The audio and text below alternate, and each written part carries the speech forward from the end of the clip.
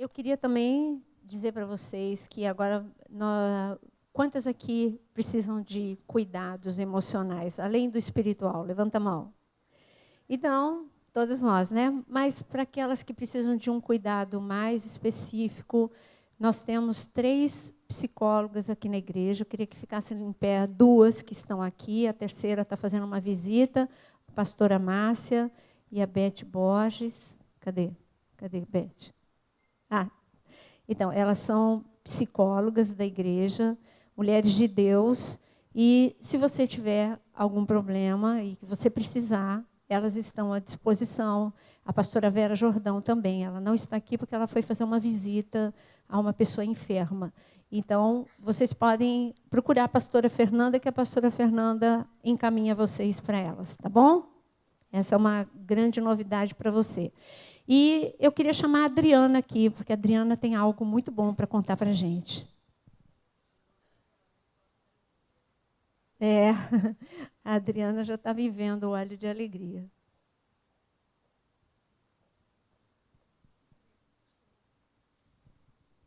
Boa noite, igreja.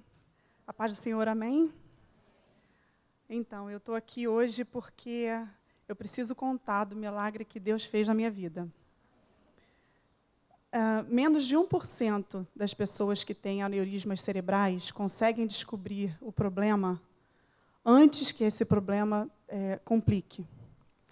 E, através de um exame de angiorressonância, eu descobri que eu tinha um aneurisma cerebral numa região chamada região cavernosa da carótida, do lado direito, que fica no cérebro atrás do olho. E essa região, uma grande característica é que não pode ser aberto para ser retirado o aneurisma. É uma região que é inacessível. Mas o médico me explicou na ocasião que existe um procedimento, que é um exame, mas que nesse exame é possível tratar, que é chamado arteriografia digital. E me falou, então, que essa seria a minha solução. Isso eu descobri no dia 5 de janeiro desse ano. E meu coração se apertou, e eu tinha medo de falar com todo mundo sobre isso, e então eu fui buscar Deus. Eu sou da área da saúde há 20 anos, então, no primeiro momento, realmente eu fiquei muito assustada. Mas aí eu comecei a orar, busquei a ajuda da pastora Fernanda. Enfim, e então começou a minha briga com a Unimed e a minha espera de 3 meses pela autorização para a cirurgia. Esse prazo foi bom porque trabalhou a minha paciência, a minha fé, o meu contato com Deus. Eu busquei muitas vezes, Ele esteve ali me garantindo a vitória. No momento que eu orava e que eu clamava, Ele estava ali dizendo, minha filha, fica tranquila, você está curada.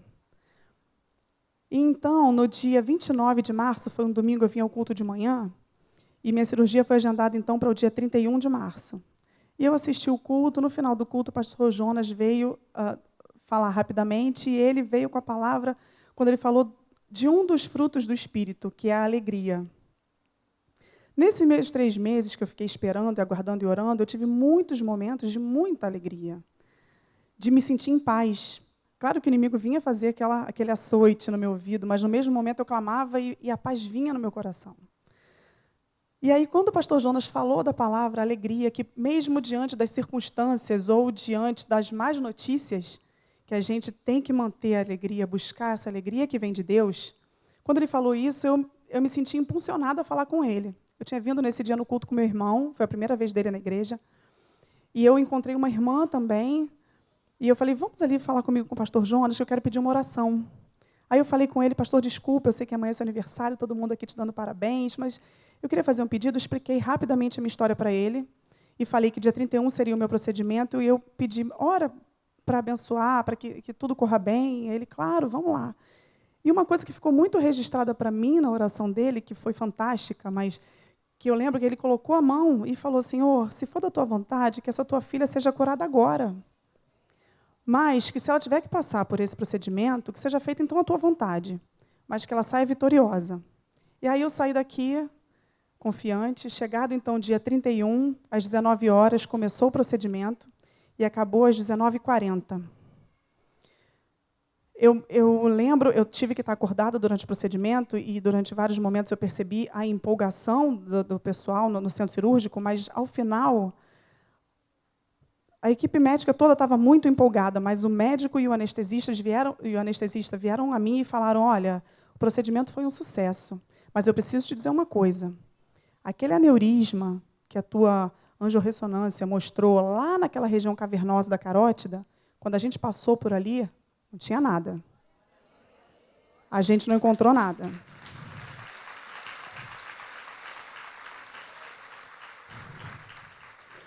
Mas fazia parte do procedimento ele caminhar por toda a carótida do lado direito, esquerdo, artéria ventricular do lado direito e esquerdo, porque o paciente que tem uma predisposição para fazer um aneurisma pode fazer um monte. Então, ele investigou tudo. Aí ele falou, ali onde a imagem mostrava, não tinha nada.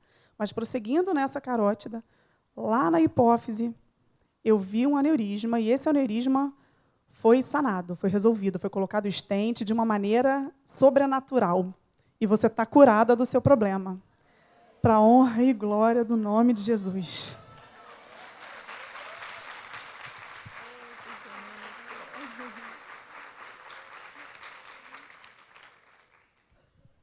Então, esse é o Deus que a gente serve, né?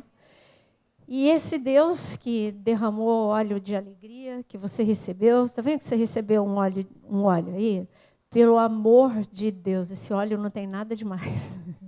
É óleo, é óleo. Você pode até usar para ungir, mas não que ele tenha. O que tem poder é o nome de Jesus, é a fé, é o sangue de Jesus. Mas aqui está um óleo que você pode usar para ungir, mas representando o que hoje a gente vai falar, trocando a tristeza por óleo de alegria. E aquilo que foi tristeza na vida da Adriana, hoje ela celebra com a gente. A gente celebra não só o milagre de Deus retirar, remover, curar o aneurisma que tinha que ser retirado, mas Deus fazer os médicos descobrirem algo que nem estava sendo cogitado. Esse é o Deus que antecipa, o Deus maravilhoso. E por isso que, como nós estamos falando de alegria, você viu a Adriana falando? O que eu descobri nessa caminhada de 3 meses foi uma alegria diferente, uma alegria, não porque ela tivesse motivos para se alegrar, mas ela descobriu uma alegria em Deus. E justamente a gente confunde muito a alegria com o riso. A alegria, até vem o riso, mas a alegria é algo de satisfação. Você está satisfeito, completamente satisfeito, a tua alma, o teu coração está satisfeito. Porque não basta você ter um sorriso estampado no rosto, porque nós conhecemos na Bíblia a rainha Vasti. A rainha Vasti, se você não conhece, está no livro de Esther, era uma mulher que tinha tudo. Mas porque ela era uma mulher insatisfeita, ela queria mais e mais, e não de Deus, das coisas daqui do mundo, ela perdeu tudo. Ela tinha tudo e ficou sem nada. Mas tinha uma mulher em 2 Reis, capítulo 4, e eu queria que você abrisse comigo em 2 Reis, capítulo 4. Essa mulher, não é sobre ela que nós vamos, não é o nosso tema hoje, mas eu gostaria que você passasse por ela rapidamente. E essa mulher, aparentemente, ela não tinha nada, mas ela tinha tudo. E está escrito que essa mulher era uma mulher que sofreu um revés na vida. Sabe aquelas coisas, quando inesperadas, o marido dela morreu, a dívida estava lá, e os seus filhos estavam para serem vendidos como escravos. Mas como essa mulher não deixou que a tristeza dominasse a sua vida, ela foi para o lugar certo, ela foi para a casa de Deus, ela falou com um homem de Deus, o milagre aconteceu. E aqui diz no versículo 2, 2 Reis, capítulo 4, no versículo 2, diz-me, e Eliseu lhe perguntou, o que te hei de fazer? Diz-me que é o que tens em casa. E ela respondeu, tua serva não tem nada em casa, senão uma botija de azeite.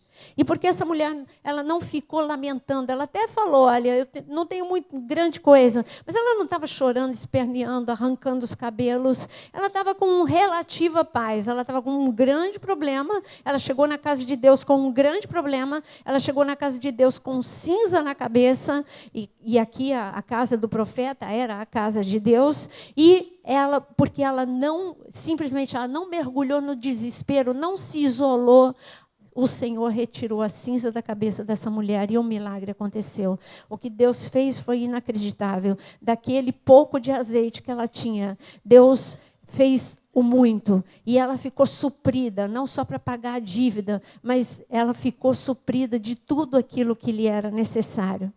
Mas a gente está falando de óleo de alegria, e você vai perguntar por que tem um paninho aqui? O paninho, lembra o culto passado de mulheres? Quem lembra do culto passado de mulheres? Coxa de retalho?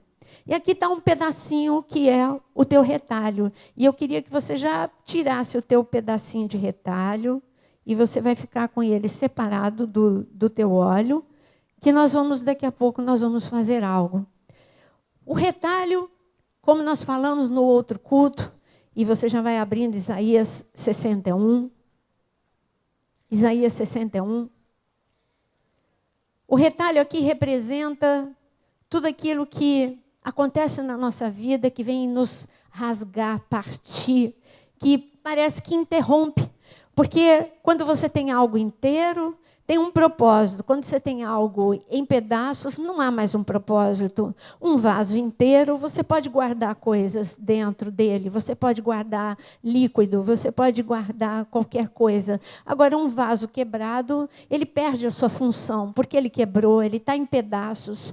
Uma coxa inteira, ela tem a função de cobrir, de aquecer, de proteger. Mas uma coxa, não uma colcha de retalho, mas uma colcha em retalho, uma coxa cortada, uma coxa rasgada, ela perde a sua função. Você não tem mais como. Era como mais ou menos como o cobertor que a gente usava na minha casa, que era um cobertor, eu não sei se vocês são dessa época, que tinha um cobertor que ele era tão pequeno e tão fino. E na minha casa só tinha desses cobertores, né? Quando entrou a miséria na minha casa. Então, você tinha a opção, e olha que eu não sou alta, mas eu tinha a opção de... E eu tenho muito frio, sempre tive muito frio. Eu tenho pressão baixa e acho que pessoa que não tem muita carne, né, sente mais frio. Então, aí eu sempre tive muito frio. Então, eu tinha a opção ou de não sentir frio em cima ou não sentir frio embaixo, porque e ó, que eu não sou alta, mas ele não cobria inteiro. E o pior é que, com o passar do tempo, ele também, porque a minha mãe, ele era 1000 utilidades, minha mãe também passava roupa com ele, né? Então, de repente, ele também tinha alguns buracos e ele perdia a sua função, porque a função dele era aquecer. Mas quando os buracos, ele já era pequeno, ainda quando vinham os buracos, aí ele perdia totalmente a sua função. Mas em Isaías 61, Deus quer fazer 3 trocas aqui. Ele fala de 3 trocas, como ele fez com aquela mulher. Aquela viúva que estava em desespero, ele fez 3 trocas com aquela mulher. E essas 3 trocas está escrito no versículo 3, Isaías 61, versículo 3. E a pôr os que estão em Sião, e pôr sobre os que em Sião estão de luto, uma coroa ao invés de cinza. Essa é a primeira troca. No lugar da cinza, Deus quer dar uma coroa. Gente, que troca magnífica. Isso é fantástica, essa troca. Já pensou, você tem um monte de cinza na cabeça. Mas um monte de cinza na cabeça, você pode não entender o porquê de um monte de cinza na cabeça. Na cultura judaica, quando você tem grande perda, quando você perde alguém, uma das formas de mostrar o teu pesar, a tua tristeza, o teu luto, era colocar cinza na cabeça e rasgar as vestes. Era o sinal de como estava o coração por dentro. Mas as cinzas, elas falam de grande destruição e geralmente destruição irreversível. Se você olhar para uma casa depois de queimada, aquilo que foi bonito vira cinza, aquilo é destruição, não tem esperança para aquilo. Cinza é algo que destruiu ao ponto de não dar mais nem para imaginar como aquilo pode ser restituído ou restaurado. Não tem jeito. Quando vem o fogo, ele acaba com todas as coisas. Então, quando Deus está falando, olha, eu quero tirar a cinza da tua cabeça e colocar uma coroa, Ele está falando, eu quero pegar tudo aquilo que é irreversível, tudo aquilo que nem você mais tem esperança, e eu quero te dar esperança, eu quero te colocar uma coroa. Você não vai ser mais humilhada, você vai ser honrada. Eu quero entrar no meio da tua história. Deus tirou a cinza da cabeça da Adriana. Ele já foi tirando a cinza, e eu digo para você, Adriana, que com certeza a alegria que você sentiu, você não sabia. Os médicos ficaram sabendo 3 meses depois. Mas, com certeza, Deus já estava atuando no seu corpo. Deus já estava atuando o grande milagre no seu corpo. Então, quando Deus fala, eu quero fazer uma troca, eu quero tirar a cinza e eu quero colocar a coroa. Quantos aqui querem entregar cinzas para Deus? Levanta a mão. Fala, em nome de Jesus, eu entrego todas as cinzas da minha vida nas mãos do Senhor, né? Obadias 18, você não precisa abrir, porque até você chegar em Obadias, aí a gente acabou o culto. Então, Obadias 18, se bem que se você tiver com um telefone, um smartphone, vai ser rápido. Mas eu vou ler para você, porque é um versículo só, e você fala, Obadias como? Obadias só tem um capítulo, então você vai ficar meio perdida procurando Obadias, ele só tem um capítulo, e eu estou falando o versículo 18 desse único capítulo. Então, Obadias 18 diz o seguinte, a casa de Jacó será fogo, a de José, chama, a de Esaú, restolho. Olha o que está falando. A casa de José será chama. Eu vou repetir para você. A casa de Jacó será fogo. A casa de José chama. E a de Esaú restolho. Estava numa progressão. Estava falando que a casa de Jacó, e Jacó, ele fala que a casa de Jacó será fogo, a de José chama. Deus quer fogo na sua vida, Deus quer chama, a chama do Espírito Santo. Mas está falando aqui que Esaú, ele é o quê? Restolho, cinza. Esaú, ele escolheu viver cinza na vida dele. Se você olhar, Jacó e Esaú nasceram do mesmo ventre, tiveram a mesma história, tiveram o mesmo tipo de criação, mas um escolheu ter fogo sobre a sua vida e o outro escolheu viver no meio das cinzas. Você sabe que a vida ela traz muitas fornalhas para a gente. Quantos aqui já viveram fornalhas? Então, acho que parece que a gente vive de fornalha em fornalha, né? Quando a gente chegar lá, quando nós formos arrebatados, ou quando nós chegarmos no céu, seja de qualquer que seja a forma, quando a gente chegar lá para Sadraque, Mesaque e Abdenego, nós vamos falar, meu filho, vocês só viveram uma. Aqui, a última geração, a gente vive de fornalha em fornalha e de graça em graça, porque Deus está com a gente. Mas a gente vive de fornalha em fornalha. Agora, quando você passa por uma fornalha, uma aflição, você tem a escolha de se ter a natureza de Cristo e ser fogo e não ser destruído, ou você viver a tua natureza carnal e mulher, tem uma natureza, uma sensibilidade exacerbada. Nós recebemos esse presente de Deus, mas esse presente, se nós não usarmos bem, nós vamos nos autodestruir. Nós temos essa hipersensibilidade que Deus nos deu, e dependendo do teu temperamento, você usa essa sua sensibilidade, ou vertendo essa sensibilidade para depressão, ou para ira, ou seja, para onde for, mas para um descontrole. E aí você vai viver cinza sobre a sua vida. E assim, Deus fala, mas eu falei que tinha três trocas. A primeira troca é tirar a cinza e colocar a coroa. Qual é a segunda troca que tem em Isaías 61, versículo 3?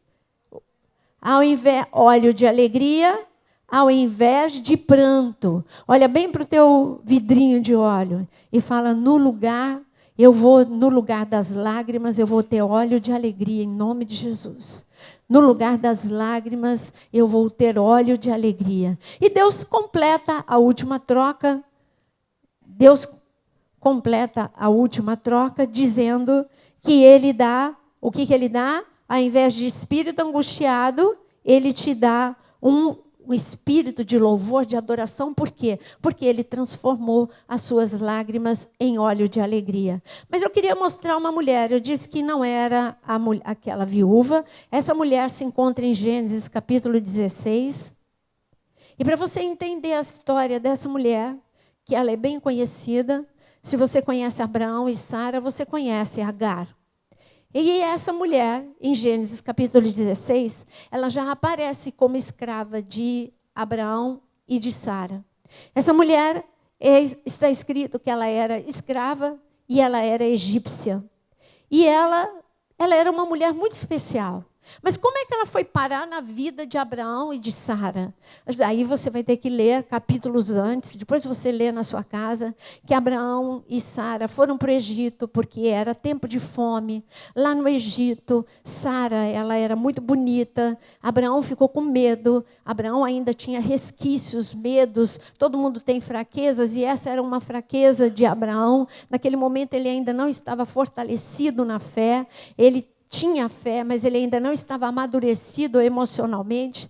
E aquele homem, então Abraão mentiu para Faraó, dizendo que Sara era irmã. Só sei que, resumindo a história, quando o Faraó ele descobre que Sara, porque ele gostou de Sara, Sara era muito bonita, e ele entendeu que Abraão tinha um Deus fantástico e maravilhoso e que cuidava de Abraão e de Sara.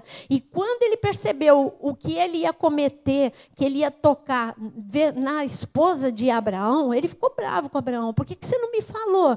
E se eu tivesse tocado na tua esposa, o teu Deus, a ira do teu Deus teria recaído sobre a minha vida. É melhor você ir embora.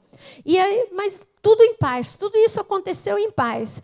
E Abraão foi embora. E está escrito que Abraão foi embora com muitos presentes. Ele ganhou muitos presentes. E Faraó não pediu para ele devolver. Ele foi embora com muitos presentes. E naquela época era costume presentear também com escravos. Aí você entende por que Agar entrou na história de Abraão e de Sara. Mas Deus tinha um propósito com aquela mulher. Deus conhecia o coração daquela mulher.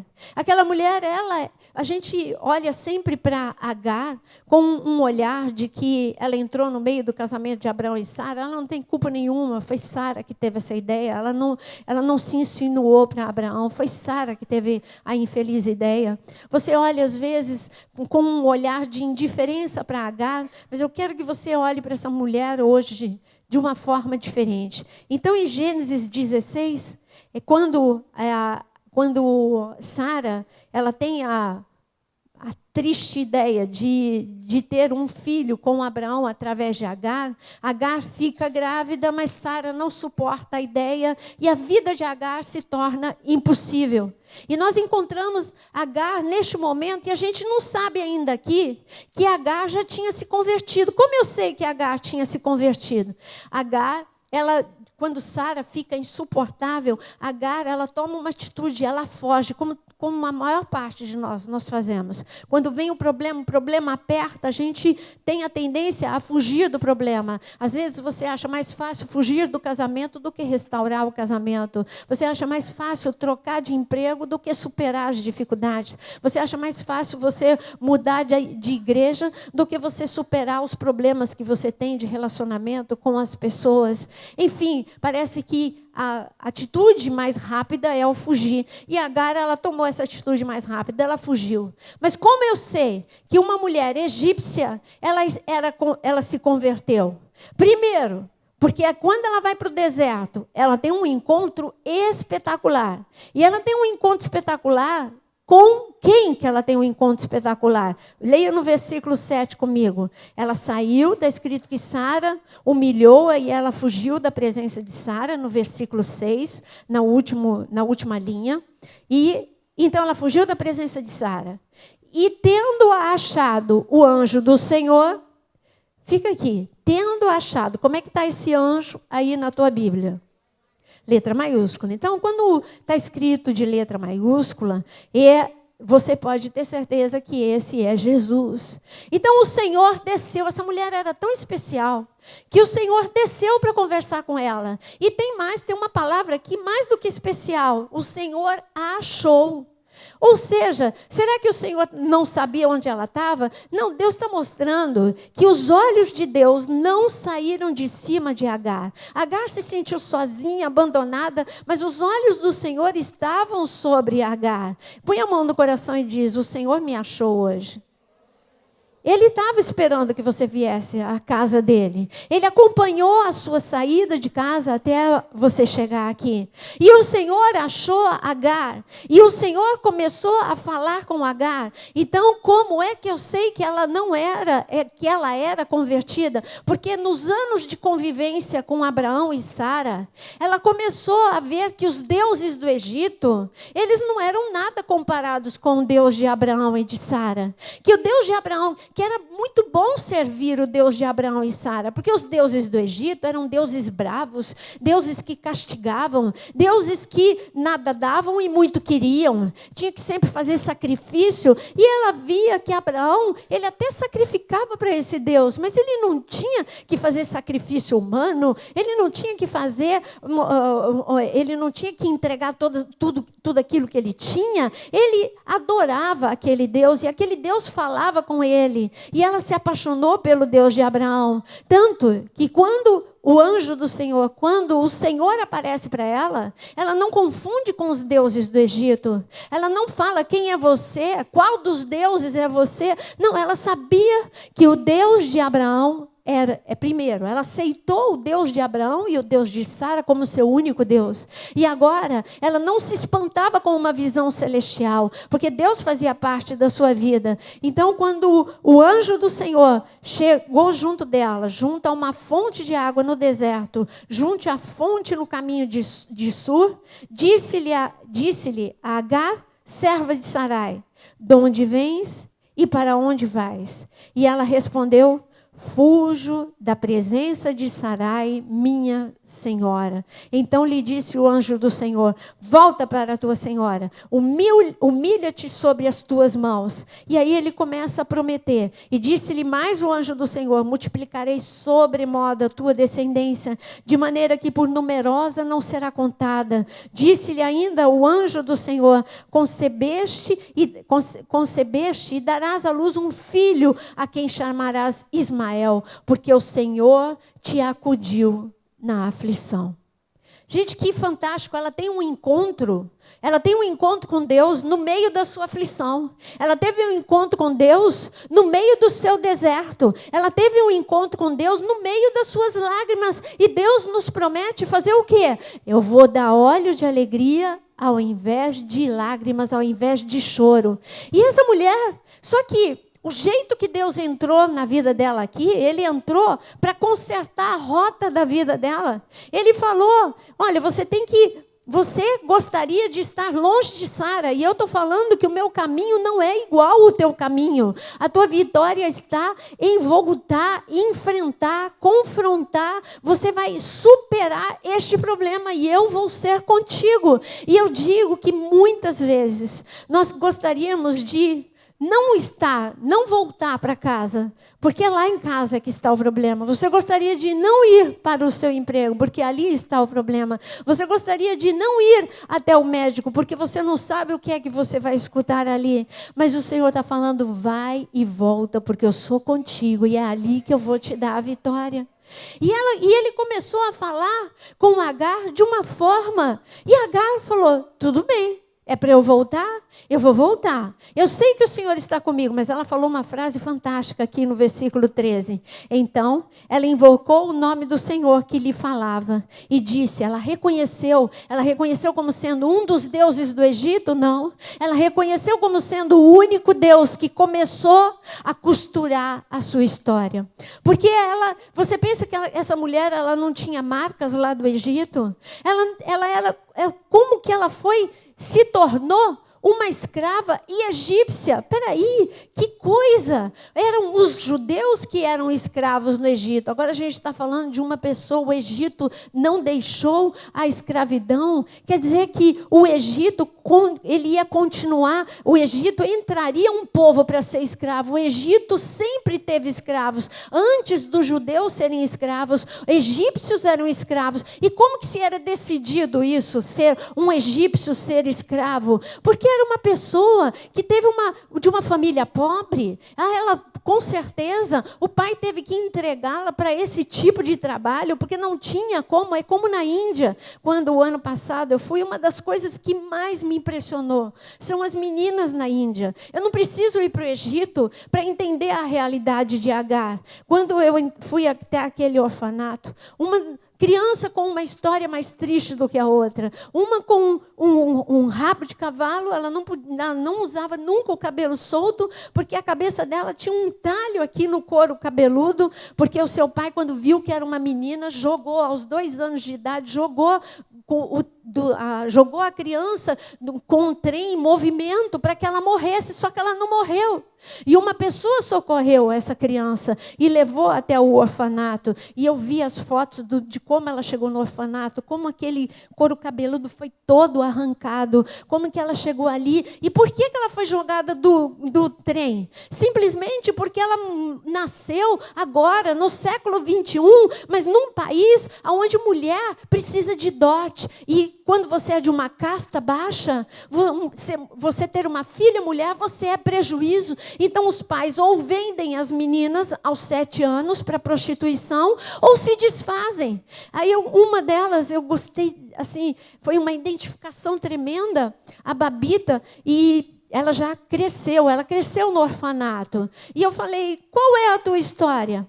E ela falou assim, a minha história é que nós, da casta inferior, né, porque tem a casta mais baixa, quanto mais escuro você for, pior você é, mesmo na casta mais baixa. E eu tinha muitos irmãos, e eu tinha uma irmã, nós nascemos muito perto uma da outra. A minha irmã nasceu mais clara de pele do que eu. Então minha mãe, ela escolheu a minha irmã, porque a minha irmã era mais clara de pele, seria mais fácil casá-la. E eu, por ter a pele mais escura, é mais difícil eu me casar. E por isso eu fui abandonada na rua.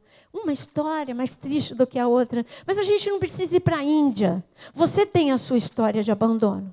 Você tem a sua história de rejeição. Você tem a sua própria história. Você aguarda no teu interior tristezas que você não confia a ninguém, ou você não conta aquilo que você viveu na infância ou na adolescência, ou quando você entrou pensando que iria se casar com um príncipe, e esse príncipe te feriu muito, porque ninguém é príncipe, ninguém é princesa, a não ser quando você é restaurado por Deus.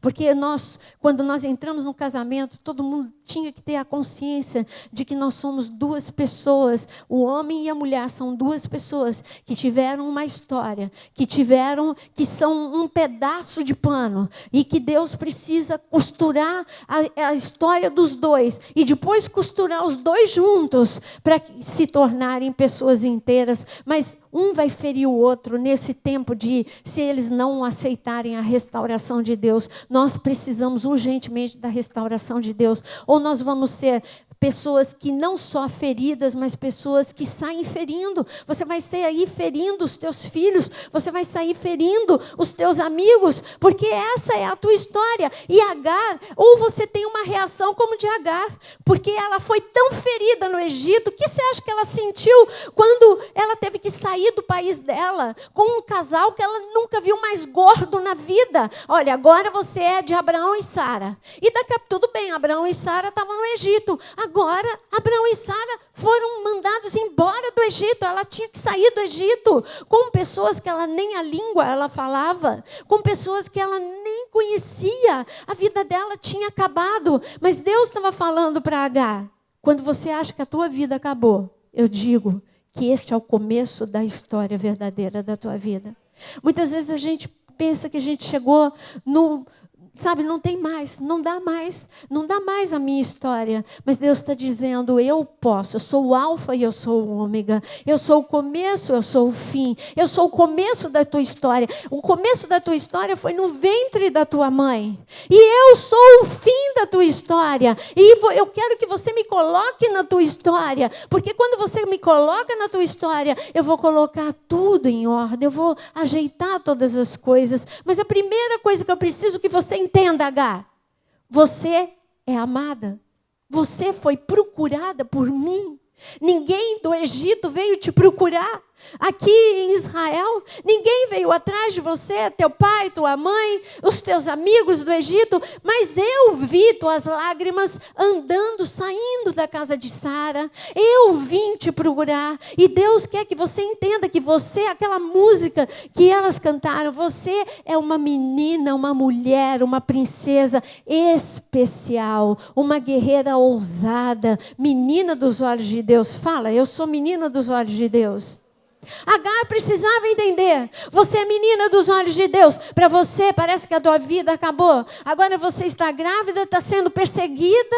E eu digo para você, eu tenho coisas boas, eu tenho um plano maravilhoso para você. Ele começou a dizer, olha, você vai ter uma descendência numerosa.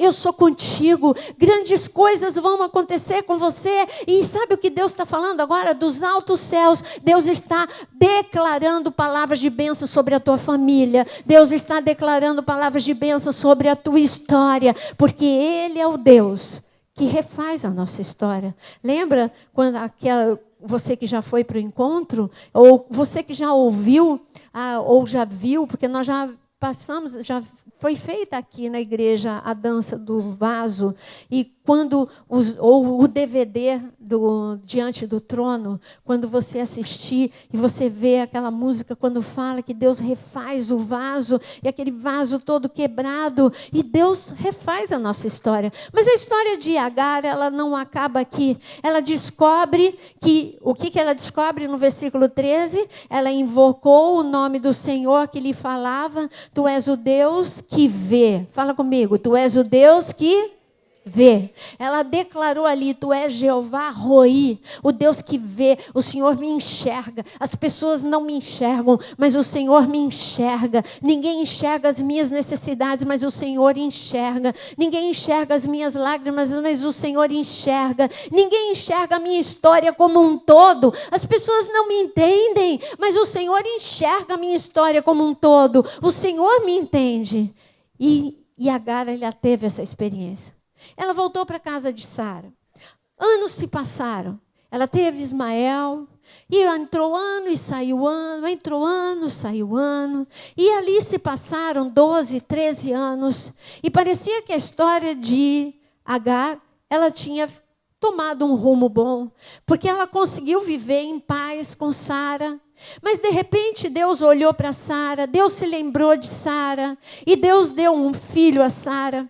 E Sara tinha um problema de competição, mas Sara não é o nosso foco hoje. E quando Isaac nasceu, Isaac cresceu, e quando Isaac cresceu um pouquinho, aí começou a disputa entre Isaac e Ismael. Ismael não estava fazendo nada, na verdade, era um problema interior de Sara. Ismael, está escrito que Ismael zombou, mas não era bem assim, não era motivo para tudo isso.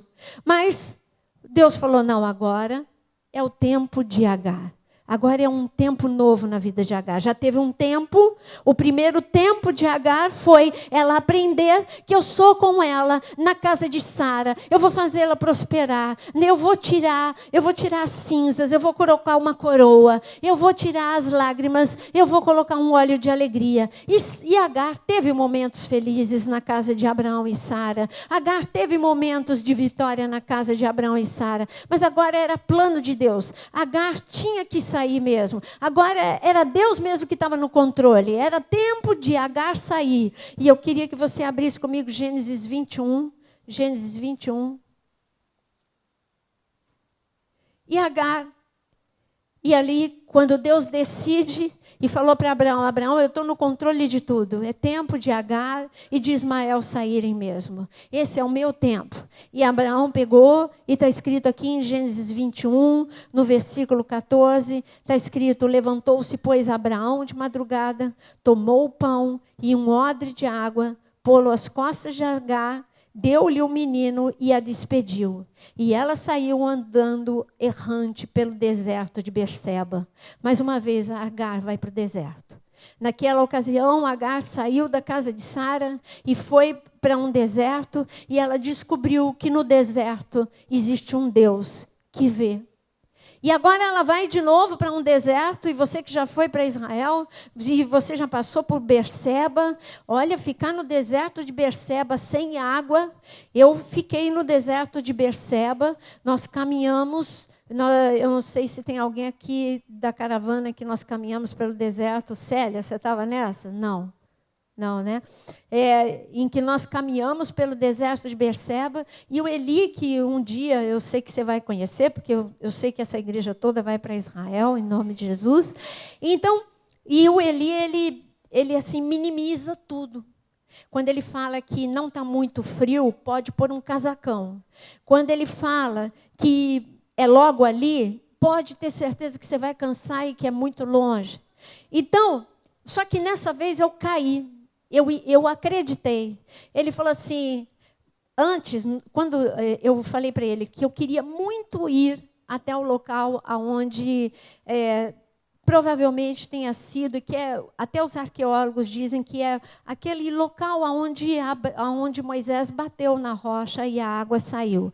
E aonde todo o povo de Israel ficou caminhando por muito tempo, ali naquele deserto de Zin. E eu falei para ele que eu queria ter a minha experiência caminhando pelo deserto de Zin. E ele falou assim, tem caravana que não dá, porque depende do mês, não dá para caminhar. Aí ele falou para mim, você quer andar dessa vez no deserto de Zin? Eu falei, eu quero andar no deserto de Zin. E eu falei assim, quanto tempo a gente vai andar no deserto de Zin? Ele falou, é rápido. Eu caí. É rápido. Eu falei, tá bom, é rápido. Mas eu tinha que ter atinado para isso. Ele começou a olhar para o pé de todo mundo, ele pegou 2 pessoas que estavam com um calçado inadequado, ele falou, não vai dar para você andar. Uma estava de chinela havaiana, ele falou, eu falei que hoje a gente ia caminhar, não dá. Olha, você não vai poder caminhar com chinela havaiana. E a outra pessoa, que era um pouco mais, assim, não era idosa, mas mais velha, ele falou assim, eu acho que você não vai aguentar. Eu devia ter... Está vendo? Eu devia ter prestado atenção nisso. Aí ele falou para mim assim, pega água. Mas ele sempre fala isso. Eu peguei uma garrafinha de água. E ali saímos nós para caminhar. Era o deserto de Berseba. Era justamente esse deserto. E nós começamos a caminhar. Gente, sabe, quando você começa a caminhar, tudo no início, tudo é muito fácil e tudo é muito bom. Esse deserto. Gente, mas é tão bonito aqui. Aí todo mundo foi falando e tira foto daqui, tira foto dali. E todo mundo falando, bebe água. Nós fomos no alto verão. Sensação térmica de 50 graus. E ali, todo mundo ali entusiasmado. E lá vai o Eli disparando lá na frente. Daqui a pouco começa a cansar a perna. E olha que eu não sou de cansar. Mas começou a cansar e eu tive a boa ideia de perguntar a Eli, falta muito? Aí ele falou assim, ele mostrou uma coisa lá longe. Mas muito longe. É logo ali. Eu falei assim, tá bom. E fomos andando, a água foi acabando, de todo mundo acabou a água. E ali ele falando, vamos gente, vamos. Daqui a pouco ele começa a subir. Esse é o deserto que está vagar. Ele começa a subir, porque o deserto não é o deserto que você vê em filme, deserto arenoso. O deserto de Israel, ele é todo rochoso. O deserto arenoso você vai encontrar no Sinai, você vai encontrar em outros lugares, mas em Israel ele é rochoso. Então você tem muitas montanhas. E ali ele começou a subir uma, que eu descobri como é que Jonatas, o filho do rei Saul, subiu de gatinho. Literalmente, nós tivemos que subir de gatinho, não tinha posição para você ficar. Você tinha que subir de gatinho aquela subida. E eu falei assim, tem gente que não vai aguentar essa subida. E a água já tinha acabado de todo mundo. Eu falei, tem gente que não vai aguentar. Isso já era 1h30 caminhando no meio do deserto. Eu falei, tem gente que não vai aguentar essa subida. Ele falou, mas é só por aqui que é a saída do deserto. Se quiser, fica no deserto. Eu falei, meu Deus, como é que eu vou falar para esse povo que ficou lá atrás, que já está todo esbaforido? O Richard já tinha ficado muito lá atrás. Aí eu olhei lá para baixo, eu falei, Richard, só tem saída para cima. Sabe? E eu fiquei... bom, boa notícia que todo mundo conseguiu sair do deserto. Mas... eu digo para você que eu estava vermelha, feito um pimentão. E a pessoa que estava do meu lado falou assim: quanto você pagaria por uma Coca-Cola gelada agora? Quando eu olhei, tinha um furgão na saída do deserto com Coca-Cola, acredita? Aí eu falei assim, olha, se o homem falasse que era $50, eu dava rindo para ele. Sabe, de tão seco que a gente sai. Tudo isso para dizer para você que eu entendo o que Agar passou. Eu só passei 1h30 no meio do deserto. Quem mandou eu dizer que eu queria ter a experiência de andar no meio do deserto? Isso com 1h30 eu senti canseira. Aí eu virei para o Eli e falei assim, agora eu sei o que Moisés aguentou. Era o povo murmurando, era um falando, o outro falando, se eu soubesse eu não tinha vindo, e por que você não me avisou, a minha água acabou. Era murmuração por tudo quanto é lado, eu estou passando mal, eu não vou aguentar subir. Eu falei, agora eu sei, e olha, Moisés aguentou 40 anos, eu estou há 1h30 escutando reclamações, e eu já estou aqui, eu não estou nem eu aguentando subir, ainda tem que ouvir as reclamações. Mas Agar, ela foi para o meio de um deserto com um odre de água e foi com um garoto, com o seu filho, um adolescente. A água acabou. E quando a água acabou, você sabe que quando chega a desidratação, a morte por desidratação ela é muito feia. A desidratação, ela não é a desidratação que você conhece. Estou desidratada, vou beber água. Não, a desidratação do deserto, e ainda mais num lugar seco como Israel, a língua incha. E você morre sufocado. Você não morre só de sede. Você também morre. Se você não morrer por falta de água, você morre sufocado pela sua própria língua. Porque a sua língua, ela incha, ela cresce, ela vem para fora da boca. Isso é uma das reações a uma desidratação no mais alto nível. E qual foi o desespero de Agar? Será que Agar já estava vendo sinais de desidratação profunda em Ismael? Eu só sei que ela estava vendo que Ismael estava morrendo. E quando ela viu que Ismael estava morrendo, porque a morte é feia de desidratação, e ela como mãe, ela não estava aguentando ver o sofrimento do filho. A água acabou os recursos daqui da terra, e o choro voltou para a vida de Agar. E Agar, nesse momento de desespero, ela esqueceu que o Deus que vê estava vendo. Ela teve uma experiência anos atrás, mas esse é o problema da gente. Nós temos experiências meses atrás, anos atrás, impactantes com Deus. E daqui a pouco aparece algo que você acha que é maior do que aquilo que você viveu. Porque agora, literalmente, era maior. Porque o primeiro choro de Agar, que a gente encontra no deserto, era um problema entre ela e Sara. Mas ela não estava morrendo. Se você ler de novo Gênesis capítulo 16, Agar estava do lado de um poço de água. Ela não estava com sede, ela não ia morrer de sede, ela estava simplesmente fugindo de um problema. Agora, realmente, era um problema muito maior do que o problema que ela viveu em Gênesis 16. Mas Deus queria mostrar para Agar que Ele é o Deus presente na vida dela, quando o problema não é tão grande assim, ou quando o problema é um problema realmente que extrapola um problema, porque Agar aqui, neste momento, quando ela se afasta do seu filho, Agar estava no seu limite emocional. Agar no seu limite espiritual também, porque ela não conseguiu nem clamar. Ela não conseguiu nem olhar para o céu e dizer: Deus, eu tive uma experiência contigo. Eu sei que o Senhor apareceu, eu te vi, e eu sei que o Senhor me vê. Ela não teve forças para isso. O sofrimento cega a gente. A tristeza, ela deixa a gente, os pensamentos embaralham e a gente emburrece. Porque quando você não procura Deus, no pior momento da sua vida, nós emburrecemos. Ela não tinha solução na terra, mas ela tinha solução no céu. Você não tem solução na terra, mas a tua solução está no céu. Levanta a tua mão e diz: a minha solução está no céu. E quando Agar, ela se desesperou, e no versículo 16, está escrito que ela se afastou e foi se sentar à distância. Ela se distanciou 800 metros do seu filho, e ela disse assim: assim não verei morrer o menino. E sentando-se em frente, levantou a voz e chorou. Ela só teve força para chorar. Isaías 61.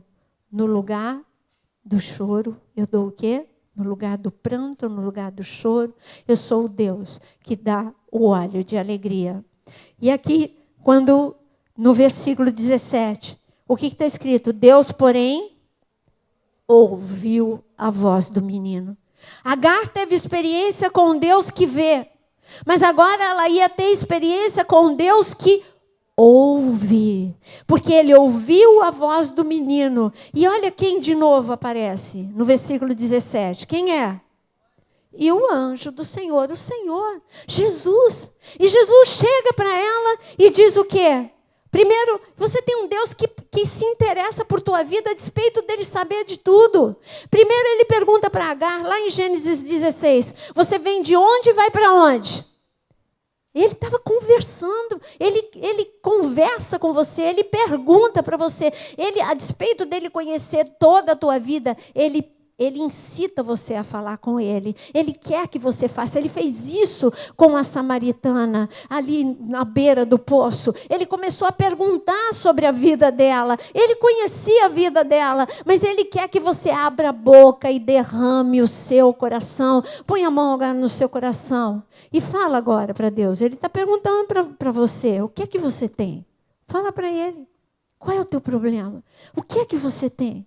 Eu te conheço e conheço o teu problema. Mas eu quero que você fale para mim, que você verbalize. Fala, o meu problema está lá na minha casa, Deus. O meu problema está aí dentro da minha bolsa, Deus. Está vazia. Eu não tenho nada, Senhor. O meu problema está dentro do meu corpo, eu estou enferma. O meu problema está dentro do meu peito, é o meu coração que está doendo. É a minha alma que está doente. Qual é o teu problema? E ele fez a pergunta, o que é que você tem, Agar? Não temas, porque o Senhor ouviu a voz do menino daí aonde está. E ele disse no versículo 18, ergue-te, Agar. E eu quero te fazer esse convite agora. Se você crê que Deus vê, se você crê que Deus ouve, eu queria que você ficasse em pé.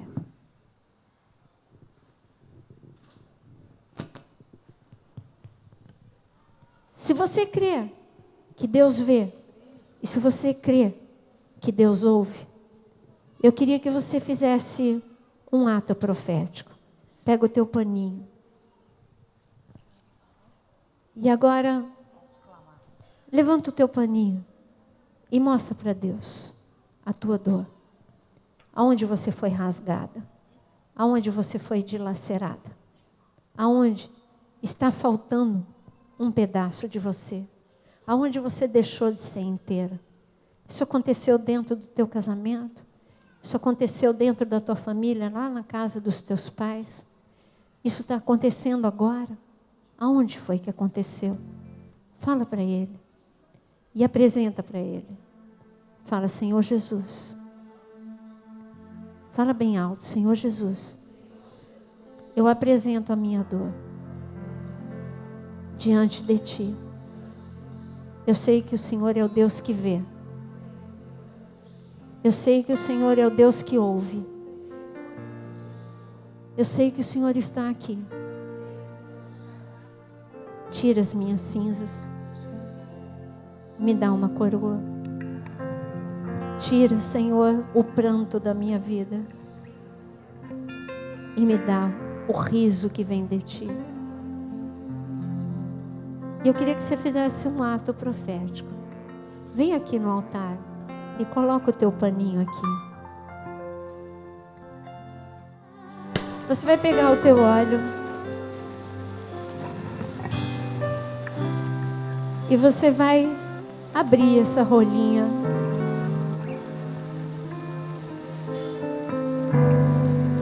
E eu queria que você ungisse os teus olhos. A dor nos torna cegas. A tristeza nos torna cegas. Quantas Agar tem aqui? São muitas. Muitas histórias. parece tudo desconexo. São muitas histórias. Se a gente fosse ouvir a história de cada uma tem a sua experiência de Agar. Cada uma já teve a sua história de perda, de rejeição. Cada uma aqui já teve uma história de cinza profunda na sua vida. Ou uma experiência como essa última de Agar. Desespero, angústia, trauma, algo terrível. Mas o Senhor, na primeira vez ele disse: Agar, eu sou o Deus que vê. Na segunda vez ele diz: Agar, eu sou o Deus que ouve. Agar, eu ouvi o choro do menino, eu ouvi o teu choro, e eu desci do céu porque eu te amo. E o Senhor Jesus hoje, Ele desce do céu porque Ele te ama. Ele está aqui no nosso meio. Eu não sei que ideia é essa que você tem de um Senhor que fica lá no céu indiferente, ou que Ele só vem com problemas extremos. Ele provou para Agar: eu venho, Agar, quando o problema nem é tão grave assim. E eu venho, Agar, no momento que o problema é desesperador. Eu venho todos os momentos que você precisa, Agar. Você é especial. E todas as vezes que eu chego perto de você, Agar, eu chego para te prometer algo maior. Eu te prometi que você teria esse filho, e esse filho nasceu, minha palavra se cumpriu. Agar, agora eu quero te fazer mais promessas. Esse filho que eu te dei, ele não vai morrer. A descendência vai ser poderosa. Ele vai, a partir dele vai vir uma geração de valentes. Eu estou no controle da tua história. A tua história não foi partida. Eu estou restaurando a tua história. Ainda que a tua família lá no Egito pouco se importou com você, ainda que o teu patrão, a tua patroa, ainda que Sara não tenha tido sensibilidade com você, você é o alvo do meu amor. Eu cuido de você. Quando ninguém se importa com você, eu me importo com você, e eu te coloco num alto lugar. Eu enxugo as tuas lágrimas e coloco a minha alegria. E ele disse: Agar, eu ouço, e porque eu ouço, eu só peço uma coisa de você, Agar: fique em pé, sai dessa sua prostração, porque para você ver o milagre, você precisa ficar em pé. Por isso que eu pedi para você ficar em pé. Eu pedi para você entregar aqui a sua dor, o símbolo daquilo que é a sua dor, para você sair da sua prostração e você saber que você tem um Deus que cuida de você, um Deus todo-poderoso. E ele disse: eu pedi para você ungir os teus olhos, porque ele disse para Agar: ergue-te, levanta o rapaz, segura-o pela mão, porque eu farei dele um grande povo. E depois, no versículo 19, abrindo-lhe Deus os olhos, viu ela um poço de água.